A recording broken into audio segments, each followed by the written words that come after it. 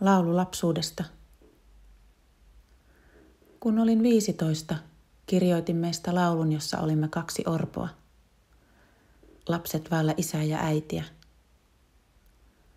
Sellainen jättää jäljet ja satuttaa, tiedätkö? Niiden jälkien kanssa kulkeminen on ollut minulle vaikeaa. Ja niihin tunteisiin palaaminen saa vieläkin ruumiini voimaan pahoin. Veljeni, sisareni, me olemme kapealle puristetut ja historian taakka kumisee yhä luissamme.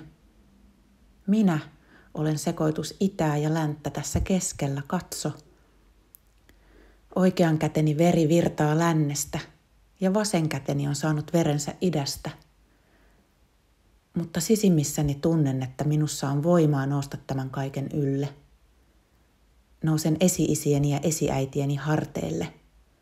Ja vielä seison itse ja vielä kerran laulan.